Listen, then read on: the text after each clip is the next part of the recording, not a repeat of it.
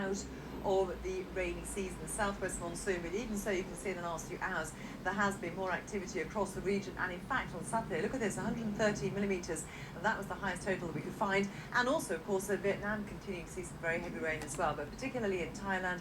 As I say, the rain's still coming down in October, but it's really all about the number of rivers across this particular country. There are just literally dozens of them, and they all eventually converge and work their way southwards, of course, and in fact work their way through the main capital of Bangkok. Now this shows you, this graphic shows you how far the rain has been away from the normal, so departures from the normal average amount throughout the year since January, only since January. Now these dark blue areas, this is areas that have seen more than 300 millimetres of rain, so that could be even up to half a metre more, even more than that. But just look how much of northern Thailand and in the south has seen so much excessive rainfall. And then just also in blue, you can see the rivers, of course, running down from the north. And as I say, this is the main problem. So much rain, so much more than the average, and all of it eventually filtering down towards Bangkok. Then, of course, has to go out towards the ocean. Now, this also shows you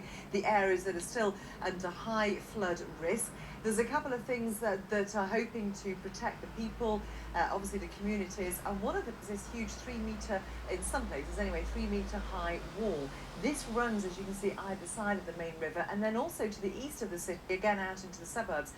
One of the roads here is actually elevated, so this particular area is considered to be protected, but again, remember, this is an unprecedented amount of rain they've seen, certainly flooding they have seen in Thailand so far this year. So things are beginning to look a little bit better up into the north, and as I say, we've got those concrete walls up to 3 metres as well, but it's never really been tested to this point before. Now, the other concern, and this is a serious danger, is what is out there in the water. These crocodiles, also snakes. There's been a sharp rise in the number of attacks from the wildlife that's out there. So again, just something else to be aware of, certainly for the people that are living there, millions as we know. October still raining. November, the rains really begin to ease off.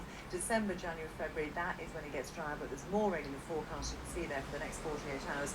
And in some areas, some pretty high accumulations are still to come. Let's have a look now at conditions elsewhere.